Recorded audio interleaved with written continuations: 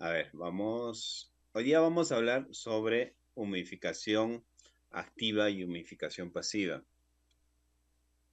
Cabe recalcar que también en el taller vamos a tener que hablar esto porque es un tema muy, muy importante. Una de las preguntas que me hicieron hace tiempo es, pero ¿ya para qué aprendemos humidificación activa si ya los pacientes no necesitan humidificación activa? Eso me dijeron en pleno taller cuando estaba hablando sobre la humidificación activa. Y ahora, hay patologías, por ejemplo, donde tenemos o por ejemplo, donde tenemos demasiadas secreciones. Hay patologías donde tenemos, como el asma, que tiene un cierre de toda la trama bronquial y necesita unas nebulizaciones constantes, inhalaciones constantes. ¿Ya? Entonces, en esas patologías se utiliza la humidificación activa. Se tiene que utilizar la humidificación activa, ¿ya? El problema es que no muchos saben manejar la humidificación activa o no muchos saben preparar la humidificación activa. La humidificación activa es algo bastante sencillo y algo que tenemos que aprender nosotros. Cuando utilizamos humidificación activa es para mejorar el paciente. Recordemos que cuando nosotros tenemos la humidificación pasiva, solamente estamos dando una temperatura con la que el paciente está. En todo caso, los cilios, la trama bronquial, como que se reseca un poco, ¿ya? Por la humedad, por todo eso. Y a veces los pacientes tienen demasiadas secreciones y los filtros HMF terminan llenándose de secreciones y esa secreción hace que aumente la presión pico y al aumentar la presión pico el paciente empieza a desaturar, empieza a desacoplar, empieza a ponerse diaforético porque no entra la cantidad necesaria de aire. Por eso es muy importante. Ahora, hoy vamos a tocar humidificación activa y humidificación pasiva. Cabe recalcar que es un tema un poquito complejo, ya, pero un tema bastante interesante. Y definitivamente un tema que se tiene que avanzar también en taller. Los objetivos. Conocer la importancia de la ventilación mecánica invasiva y no invasiva. Pero, invasiva. Cuando nosotros tenemos una ventilación mecánica invasiva y una ventilación mecánica no invasiva, es muy importante. ¿Cuál es la ventilación mecánica no invasiva? Es la cánula de alto flujo, ¿ya? O terapia oxigenatoria, le llaman otros ventiladores, o también el BNI, ¿no? El BNI se coloca una máscara a nivel de la altura entre la nariz y la boca, es como una máscara de reservorio, pero que va a presión, que se hermetiza, y eso ayuda a que el paciente pueda ventilar adecuadamente, ¿ya? Tipos de humidificación. Tenemos humidificación activa y humidificación pasiva. ¿En qué momentos, para qué y por qué vamos a utilizar la humidificación activa y la humidificación pasiva? Va a ser en relación al criterio de enfermería y en relación al criterio médico.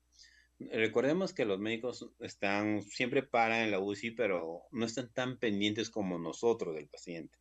Llegan, salen y regresan y dicen, pero está con secreciones, creo. Seguro no las has aspirado, te dicen, cuando ya las has aspirado como 4 o 5 veces al paciente, ¿no? Entonces, ¿eso es por qué? Porque los enfermeros cuando vienen a veces se encuentran llenos de secreciones, pero no es porque no le hayas aspirado, sino porque el paciente empieza a producir gran cantidad de secreciones. Todo el pulmón está lleno de pus y esa pus trata de expectorar el paciente. ¿Ya? Entonces, lo que pasa con el paciente es lo que tenemos que seguir aspirando, aspirando. Ahora, ¿por qué es todo eso? Porque hay un cuadro de neumonía, hay un distrés respiratorio que está generando, hay bacterias que están generando ese moco. Y el moco es un mecanismo de defensa para poder encapsular esas bacterias y poder expectorarlas en las bacterias.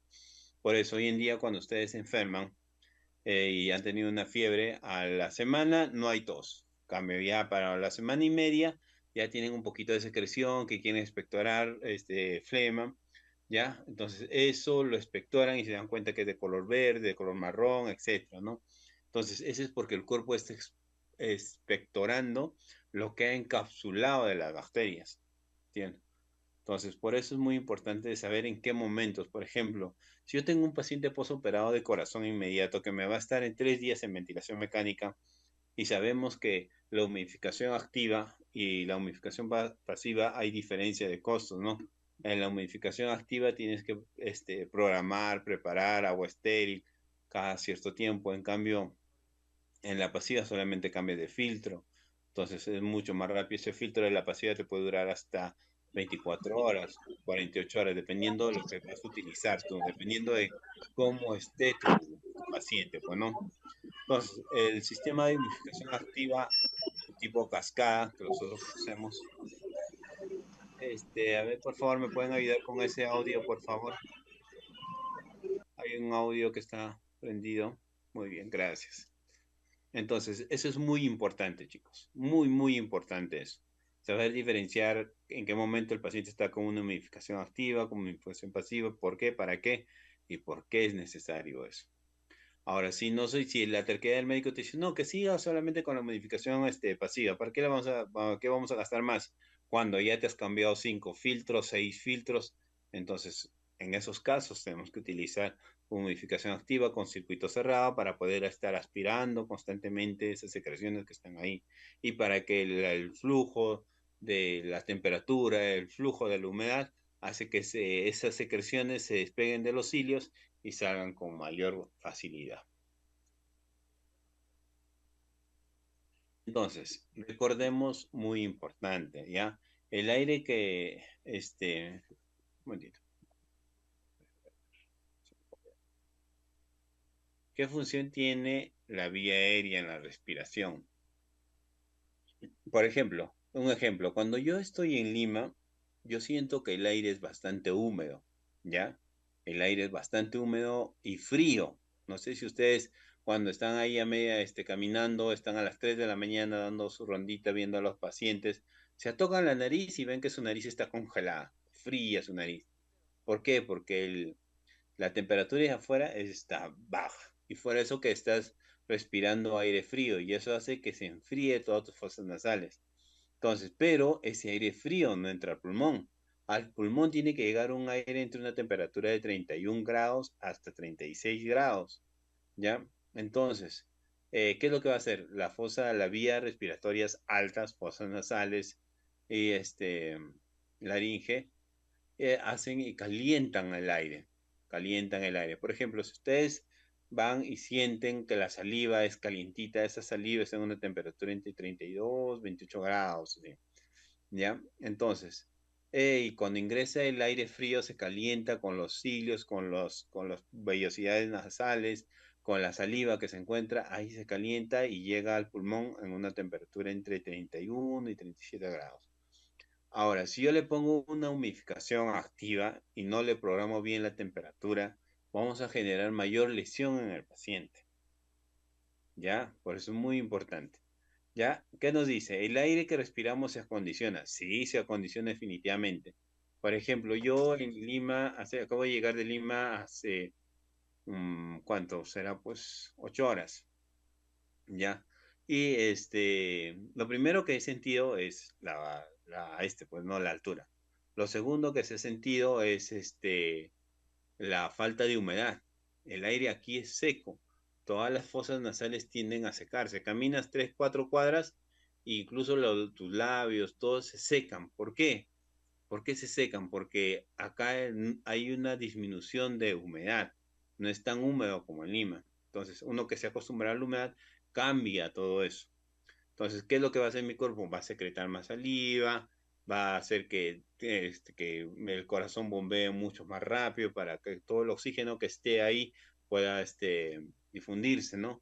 El pulmón va a tratar de captar más respiración, va a haber un poquito de aleteo, va a querer que yo respire por la boca para poder que ingrese mayor cantidad de aire. Entonces, eso es lo que pasa en el paciente crítico. Si nosotros le ponemos un filtro, tenemos que esperar a que caliente ese filtro para que recién esté adecuadamente, pero si le cambiamos ese filtro cada hora, cada 2 horas, entonces interrumpimos toda esa temperatura, ya que se mantiene. Por eso es mucho mejor programar una ventilación mecánica con humidificación activa para poder humedecer todas esas vías aéreas. Las fosas nasales calientan un 75% de la temperatura y la tráquea calienta en un 25%. ¿Ven? Ahí está todo lo que les iba diciendo. Alcanza las condiciones idóneas 5 centímetros más arriba de la carina, límite de la saturación isométrica. En esta zona se agrega el calor y la humedad del aire inspirado. Se extrae el calor y la humedad del aire inspirado. Definitivamente es la función de la humidificación pasiva. Bueno, sí.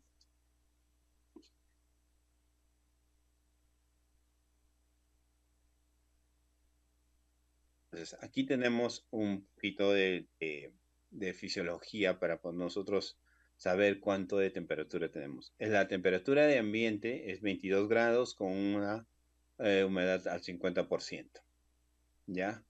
Entonces, entra a 22 grados y ¿a cuánto llega al pulmón? A 37 grados con una humedad del 100%. ¿Ya? Entonces, cuando sale del pulmón sale con 37, pero afuera sale con una temperatura de 32 grados. Por eso ustedes cuando, por ejemplo, cuando están en la madrugada, se levantan 5 de la madrugada y se van hacia su trabajo, están caminando, caminando, caminando y de un momento a otro se dan cuenta que pareciera que estarían fumando, están respirando un vapor, porque la humedad de afuera es alta, pero la temperatura es baja. Por eso es que cuando tú caminas, empiezas a respirar fuerte, sientes como si estarías fumando, se imagina como si estarías fumando porque sale un vapor caliente de tu boca. Entonces, muy importante esas cosas para poder tener en cuenta. ¿Ya? Límite de la saturación isométrica es el punto de gas inspirado totalmente, saturando de calor y humedad. Alcanza las condiciones alveolares y reside entre la cuarta y la quinta generación bronquial. ¿Ya? Entonces ahí ya es donde se llega a una adecuada saturación. Humedad relativa es el porcentaje del agua que se mezcla con los gases y respecto al contenido máximo de posible agua. Humedad absoluta es el contenido de agua real que se mezcla con los gases. ¿No? Seguimos. Acá otra cosa que tenemos que tener en cuenta es muy importante esto. Epitelio alveolar, distensión de la vía aérea, velocidad de los mucus, de los cilios, actividad mucociliar, atrapamiento de impurezas, directamente relacionado en la humidificación y aclaramiento mucociliar. Entonces, el aire cuando ingresa, lo primero que pasa es lo siguiente. Respiramos y ¿quién atrapa el polvo? ¿Quién atrapa los restos, el polen, todo eso? Es la actividad mucociliar. Ese moquito que ustedes sienten dentro de la nariz, así, por un momento a otro, incluso cuando están gripe, empieza a salir bastante, esa es la actividad mucociliar. Esa actividad mucociliar hace que se genere o que atrape todos esos residuos del ambiente, ¿no? Por eso a veces incluso cuando nos sonamos la nariz después de haber caminado bastante, sale un color medio marrón, medio oscuro. Entonces, ¿por qué? Porque las mucosidades ciliares han atrapado todo ese aire contaminado, ese aire con desechos. Ahora, más abajito va avanzando. Entonces ahí encontramos a la movilización de mocos, que también están los cilios que ayudan a que los mocos no se queden atrapados en toda la garganta. Por eso, cuando ustedes, por ejemplo, están con bastante secreción, están con flema, intentan toser, toser, toser, pero de un momento a otro toses y sale. ¿Qué es lo que ayuda? La fuerza con el aire que está saliendo y a la vez la viscosidad del moco, de los cilios que tiene ahí a nivel de la tráquea, para que puedan salir con mejor con fuerza y no se pueda quedar ahí. Imagínense que salga un poco de secreción y se quede ahí entre la tráquea, entonces va a generar una incomodidad fuerte. Vas a seguir tratando de querer expectorar, ¿no?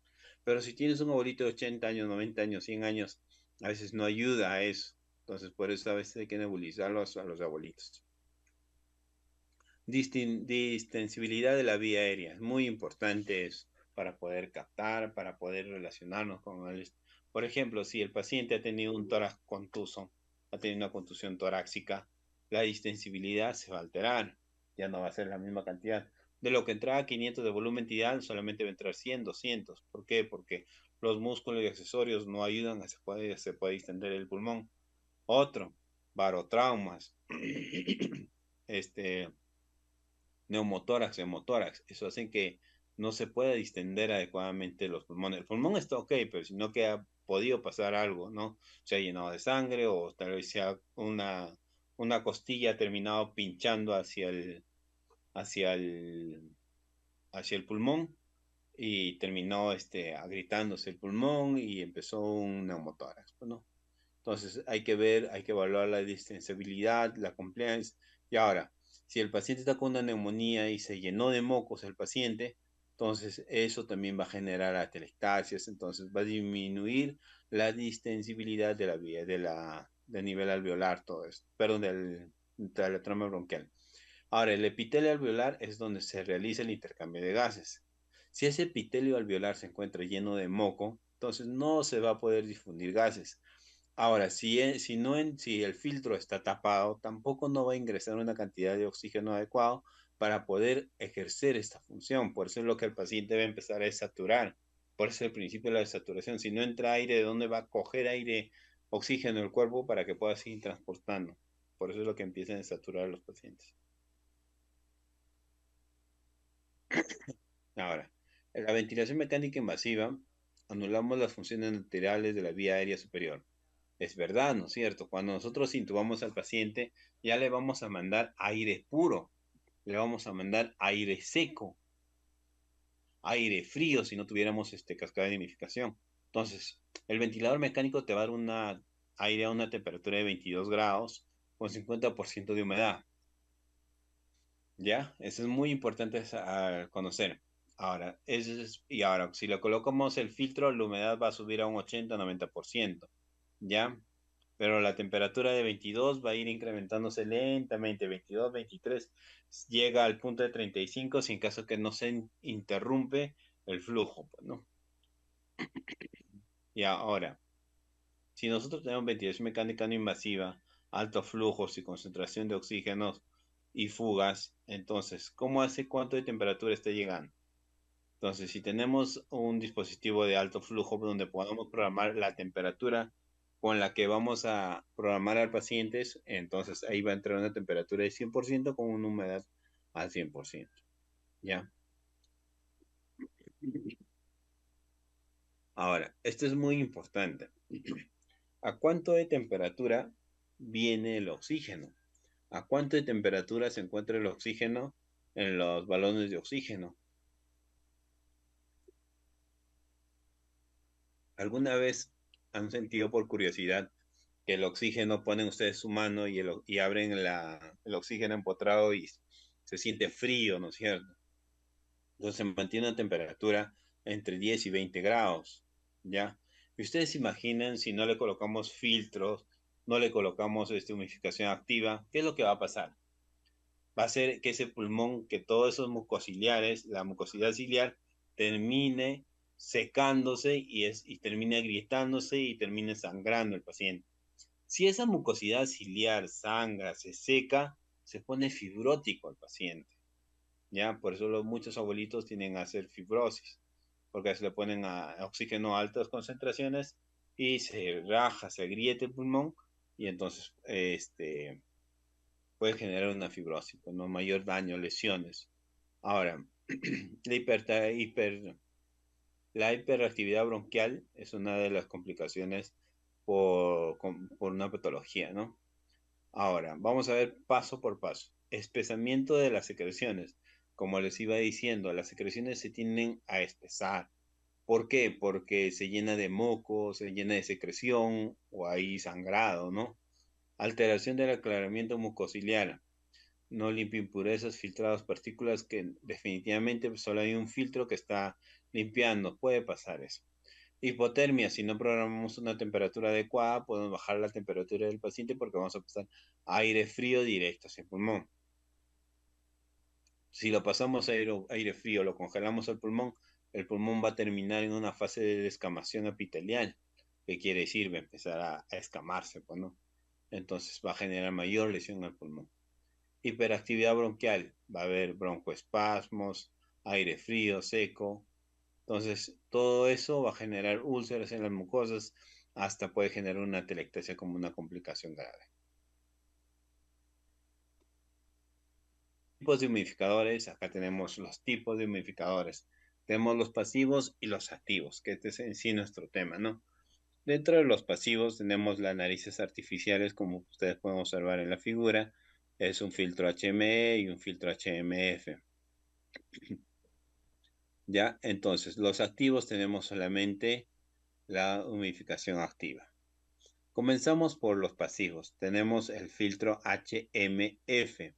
Es un filtro de intercambiador de calor-humedad que lo utilizamos para cualquier tipo de paciente. ¿Ya? Ahora tenemos el otro, que es filtro HHME, que es intercambiador de calor-humedad, ya es hidroscópico y hidrofóbico, que quiere decir que no tiende a acumularse mucha agua, ¿ya? Pero no se recomienda mucho por el costo de este filtro, es un costo bastante elevado. Ahora tenemos filtro de intercambiadores de calor-humedad hidroscópicos, ¿ya? Y este es el HHMF, ¿ya?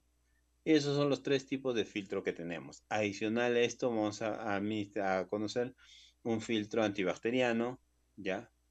Y es un filtro donde solamente va a pasar la temperatura con la que está entrando el oxígeno, pero sin ningún tipo de bacterias. Entonces, espero que hayan podido entender una humidificación activa como una humidificación pasiva. La humidificación pasiva o narices artificiales son los filtros HME. La activa es la cascada de humidificación.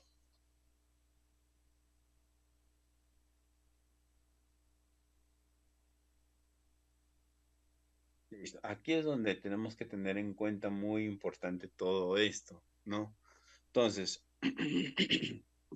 tenemos entre, por ejemplo, el espacio inspiratorio y el espacio expiratorio. Tenemos una temperatura, el gas médico viene a una temperatura de 15 grados con una humedad de 0.3 por litro, ¿ya? Ni siquiera 10, sino 0.3, menos de 1 todavía. Ambiente, viene en el ambiente se sube a 22 grados y sube la humedad a 7. Ya con el humidificador se mantiene llega a humedecerse al ambiental, pero como el humidificador se utiliza para dispositivos de bajo flujo o de alto flujo, como es solamente el Venturi, entonces, ¿qué quiere decir? Que el oxígeno va a llegar a la punta de la nariz y nosotros mismos lo vamos a ir calentando ese oxígeno hasta que llegue a ese pulmón, ¿no es cierto? Entonces, eso es muy importante. El burbujeador lo dicen pues no, puede ser una cascada o puede ser un humidificador, pues no, que todos conocemos en los hospitales como humidificador, ¿ya? Entonces, en la inspiración y en la expiración, ¿qué pasa? Ustedes pueden ver en la inspiración cuando el paciente está por este lado. Aquí está el corrugado y aquí está el paciente. Mira, del corrugado sale con esta temperatura. Llega a la humidificación, en la humidificación se mantiene de 4 a 4, de 18 a 18. ¿Ya? Entonces, ¿qué es lo que va a hacer? Va a ser como cuando inmediatamente este aire se va a mezclar, va a ingresar a todo ese filtro y va de lo que estaba en este, de lo que estaba en una humedad de 18, subió a una humedad de 93. ¿Ya? Entonces, eso es lo que tenemos que tener en cuenta. Lo que está a una temperatura de 4, perdón, de 24, ha subido a una temperatura de 37. ¿Ya? Muy importante eso. Ya ahora, el revés, ¿no? Mira, mira lo que suele pasar. Cuando sale del pulmón, cuando sale del pulmón, sale con una humedad, con una humedad del 98%, ¿ya? Y con una temperatura al 32. ¿Ya? Entonces, eso es muy importante saber. ¿Por qué? Porque cuando ingresa con bala con baja temperatura, ¿ya? Y baja humedad.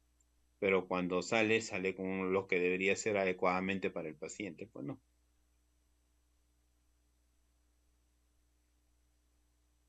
Esta es una humidificación activa y este es humidificación pasiva. Entonces, humidificación activa. Tenemos la cascada de humidificación y si está programado 38, tiene que entrar 38 acá. Claro, más o menos. Que son pues 38 está acá y acá llega a 38 y acá estará llegando pues a 36. Listo. Acondicionamiento de aire está en 22. Lo que tenemos que hacer es acondicionar el aire para que suba a 37 con una humedad de 100%, ¿ya?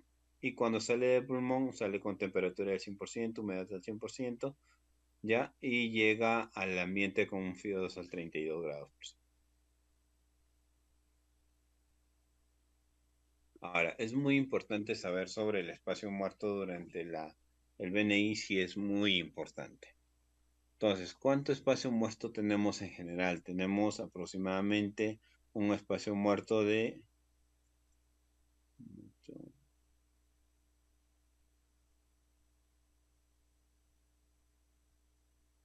aproximadamente entre 10 hasta 15 centímetros de espacio muerto. Podemos generar con los dispositivos entre el nebulizador, el MDI y el filtro. Ya, ese espacio muerto hace que la cantidad de oxígeno que estamos programando, un ejemplo. Si yo quiero que llegue 500 de oxígeno hacia el pulmón, pero este espacio muerto va a disminuir que llegue esos 500, sino va a llegar a un 450, 440, pues, ¿no? Un ejemplo, en vez de que llegue 500, llega esa cantidad porque tienes un espacio muerto. ¿Cómo solucionas eso? Disminuyendo el espacio muerto. ¿Cómo disminuyes el espacio muerto? Retirando esos dispositivos, cortando el tubo, etcétera. Bueno, para que tengas una adecuada humidificación en el paciente. Ahora vamos a ver las ventajas y las desventajas de la humidificación pasiva y de la humidificación activa. La ventaja de la humidificación pasiva es que es portátil, ligero, ¿ya? Y de uso simple y económico. Entonces, portátil, sí, porque lo podemos llevar desde la sala de un ambiente a otro ambiente, definitivamente. Podemos decirle al familiar que lo consiga porque se puede conseguir. El uso es bastante sencillo en el cambio del filtro, bastante sencillo. No hay otra cosa. Es súper sencillo, ¿ya? ¿Qué cuidado debemos tener en ese filtro? Cuando nosotros cambiemos filtro, debemos tener el siguiente cuidado: que no esté humedecido, ¿ya? Que no esté, que esté la fecha adecuada y que haya cumplido su tiempo de vida adecuada, ¿ya? Que el filtro tiene que tener las características de ser calor, humedad y antibacteriano, ¿ya? Y luego tenemos usos simples económicos. Esas son las ventajas de la humidificación pasiva, o sea, de las narices artificiales o de los filtros. Tenemos como dos: aumenta el espacio muerto instrumental, aumenta la resistencia de las vías aéreas, el rango es limitado de la temperatura, puede generar oclusión potencial, o sea, por las secreciones se puede ocluir. Aplicación selectiva: no todos los pacientes se le debe de aplicar, solamente a los que ameriten estar con esta humidificación pasiva. Ya eso vendría a ser una de las ventajas. Ahora, ¿qué ventajas tiene la humidificación activa? Aplicación universal. En todo sitio vas a conocer esa humidificación activa. No agrega espacio muerto, definitivamente no vas a tener ni un centímetro de espacio muerto, ¿ya? Monitoreo de temperatura con alarmas de aviso, definitivamente te va a avisar las alarmas, y varios de nosotros hemos podido escuchar cuando las alarmas del humidificador están alteradas, ¿no? Eliminan condensación, muy bien. Desventajas: más caro, más complejo, poco práctico para su traslado, ¿no es cierto? Pues tenemos que utilizar agua estéril, ya se colonizan, se infectan los circuitos, conexiones eléctricas tienen que estar adecuadamente colocadas, asincronía por las condensaciones en las tubuladuras. A veces al paciente tanto empieza a toser, toser, toser, toser, toser, y tú vas y le dices al doctor, doctor, le podemos poner clonazepam o le podemos poner propofol para que le disminuya esa tos y puede estar y no esté peleando con el ventilador mecánico, el doctor te dice no. Tú vas y le miras y realmente el filtro está humedecido o el filtro está con lleno de secreciones. Por eso es lo que se decidió utilizar la cascada de humidificación, pues, ¿no? Entonces, en algunos casos es recomendable y en otros casos no es recomendable la cascada de humidificación.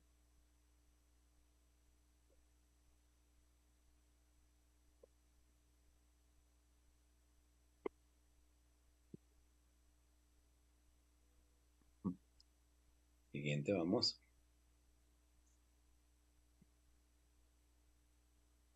Los humidificadores pasivos son como primera línea. Definitivamente nos ayudan bastante cuando es la primera línea. ¿Por qué la primera línea? Porque cuando nosotros queremos intubar al paciente, no vamos a preparar una cascada de humidificación. Lo que hacemos es colocar el filtro para que pueda mantener una humidificación por el momento hasta que se solucione el problema, ¿no? El traslado del paciente definitivamente con un filtro antibacterial es mucho más fácil que con una cascada de humidificación, pues, ¿no? Uso a corto plazo, menos de 96 horas, definitivamente. Humidificadores activos. Duración de la ventilación mecánica estima entre mayor a 7 años. Estrategia ventilatoria de bajo volumen corriente. Altos volúmenes espontáneos, ¿ya? Puede haber hipercapnia dependiendo, destete difícil, ¿no? Hemoptisis, broncorreas, aumento de la resistencia a vías aéreas, fístula, broncopleural, hipotermia, todo eso te puede causar una humidificación activa, ¿no? Entonces, ¿qué es lo que debemos de hacer? Tener bastante en cuenta cómo lo vamos a trabajar. Si es con una humidificación activa o con una humidificación pasiva.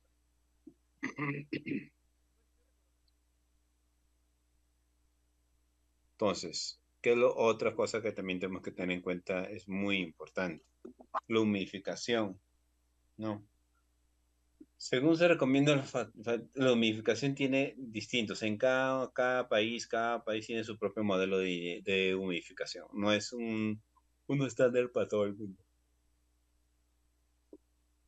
Puede generar roturas, imperfecciones, definitivamente por su uso, ¿no? Como va a haber una temperatura que esté constante circulando, va a ayudar al deterioro de las tubuladuras, ¿no?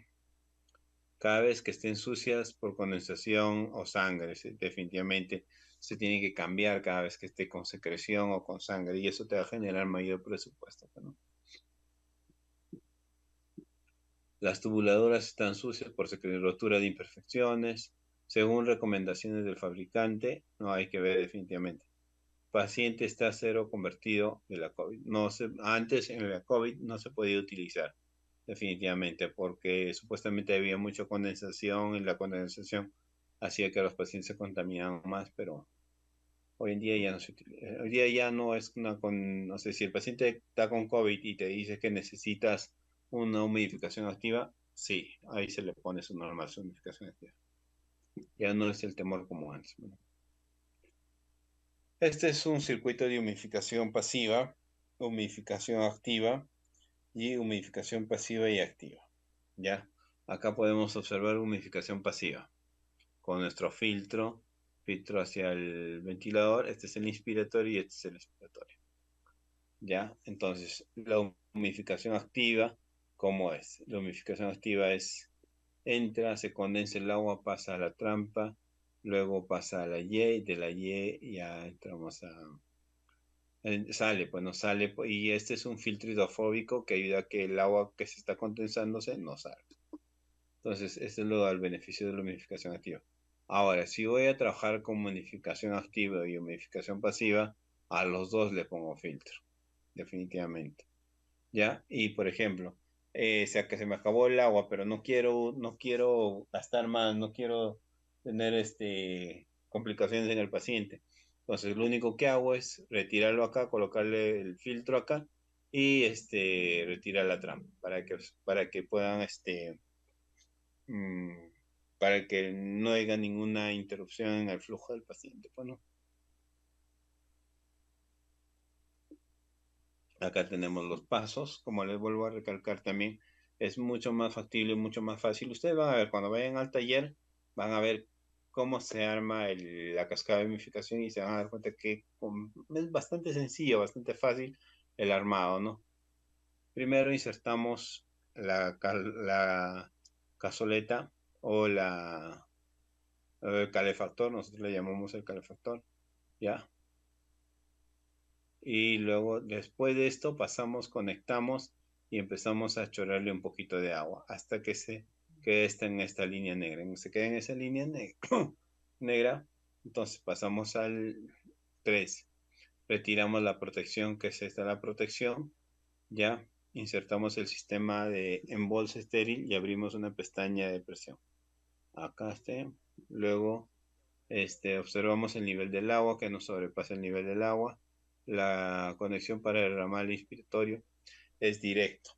Para el inspiratorio es directo del ventilador hacia la cascada de humidificación. De la cascada de humidificación entra el aire a la bomba y sale. Listo, ese es el inspiratorio. ¿Ya? El inspiratorio sí tiene una salida directa hacia el ventilador. Como ustedes pueden ver, observar acá, el expiratorio es el plomo que sale directo hacia el ventilador. En cambio, en el inspiratorio sale del ventilador, ¿ya? Echamos agua, aseguramos, ponemos los cables de temperatura y salimos. Humidificación térmica activa. Bueno, esta es la cascada de humidificación con la que tenemos nosotros, ¿no? En esta cascada de humidificación, tenemos lo siguiente. Tenemos nuestra Fisher, nuestra cascada de humidificación, tenemos nuestro corrugado adecuadamente armado, tenemos el inspiratorio, todo este es el inspiratorio. Entra el oxígeno por acá, se da una vueltita, se calienta y ¡fum! Sigue su camino. ¿Ya? Es muy importante eso, tener en cuenta. La humidificación activa son dispositivos compuestos por un calefactor eléctrico, por lo cual se coloca en una carcasa plástica, como lo decimos acá. Y posteriormente en el taller lo vamos a ver adecuadamente, paso a paso, cómo vamos a armar, cómo vamos a, a colocar la cascada de humidificación, no cuánto se tiene que llenar. Por lo general se llena hasta la línea negra, ¿ya? Y vamos a ver cómo caliente. Y ustedes mismos van a constatar que cuando sale el vapor del corrugado va a salir un vapor a una temperatura de 37. Si ustedes ponen largo rato su mano, incluso hasta le podría quemar, porque nuestra piel está acostumbrada a una temperatura de 22 grados. En cambio, nuestro pulmón está acostumbrado a una temperatura de 37 grados.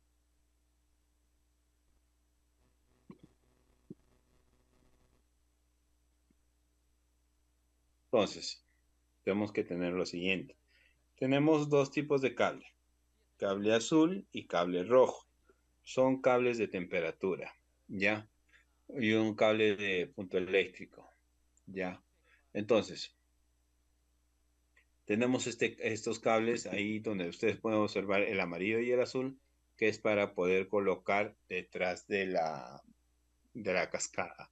En la cascada tienen sus dispositivos para poder colocar, por ejemplo, este es la punta que se lo coloca en la parte de acá abajo, ¿ya? Y a la salida de la cascada de humidificación nomás se encuentra el segundo sensor. Este sensor hace que lo controle la temperatura desde donde está la humidificación, pues, ¿no? O sea, este sensor se coloca también acá y un puerto se va a colocar a la cascada de humidificación y otro puerto se va a colocar a la Y del corrugado. Al colocarse todo eso en la parte interna de este corrugado, en la parte interna de acá, vamos a tener un cable rojo con un sensor de temperatura, ¿ya? Entonces, eso es muy importante. Seguimos. Entonces, para que ustedes puedan entender de mejor manera, acá, para que ustedes puedan entender de mejor manera, cuando nosotros hacemos este procedimiento, tenemos que hacerlo de manera séptica. Y cuando conectamos al ventilador mecánico, cuando aquí en el sensor del calefactor te dé una temperatura de 37 grados adecuados, ¿no? Entonces, por eso es muy importante poder revisar a dónde van y por dónde van. Ahora, los colores son diferentes.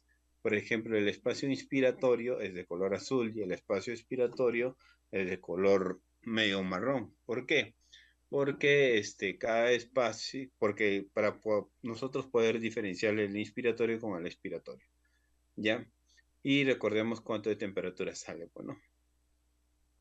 Ahora, cuando nosotros tenemos este tipo de circuitos, cuando tenemos estos tipos de circuitos armados, no habría ninguna necesidad de cambiarlos si en caso que habría un déficit o alguna falta de algún, pues, ¿no? de algún dispositivo. En esos casos sí tendríamos que cambiar todo. Listo. Creo que con esto estaríamos dando como concluido la parte de humidificación activa y humidificación pasiva. Si tuvieran algunas preguntas para poder responder sus preguntas.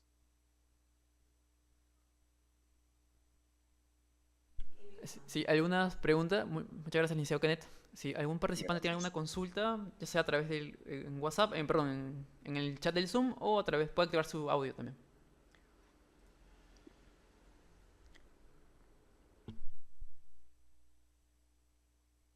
Son temas bastante detallados y son temas un poquito cortos, pero son temas que nos van a ayudar bastante en la parte del armado del ventilador mecánico y de cómo vamos a manejar según la patología que tiene el paciente. Pues no.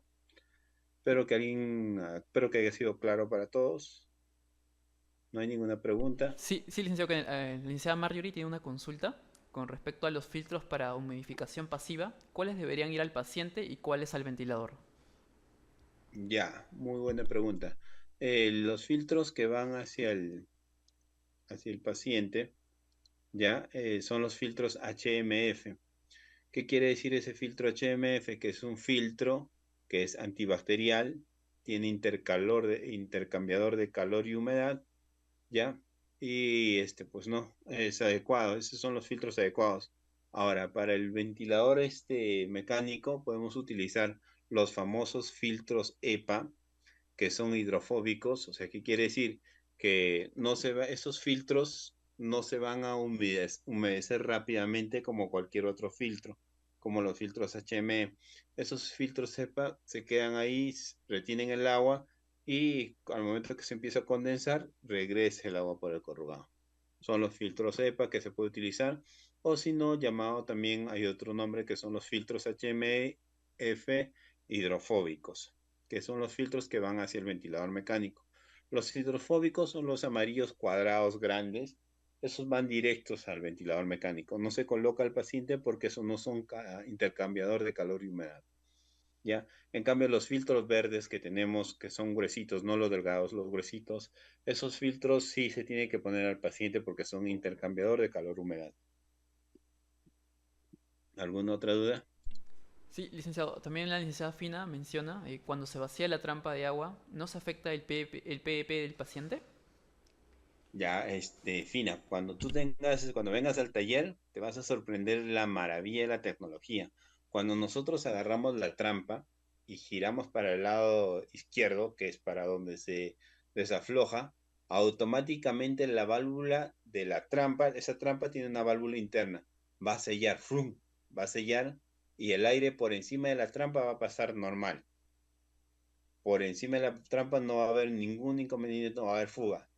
Y ahí te da la opción de coger y llevar el agua y desecharlo al tacho, desecharlo al área de residuos, etcétera. Pues no.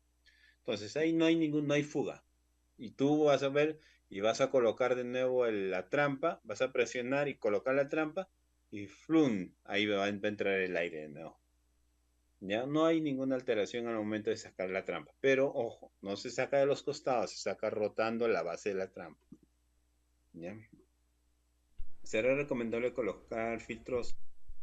Si no tenemos los filtros HM, se puede colocar los filtros, perdón, si no tenemos los filtros hidrofóbicos, podemos colocar los filtros HM, pero siempre estando percatándonos que la membrana posterior, ya, o sea, tiene una membrana anterior y tiene una membrana posterior.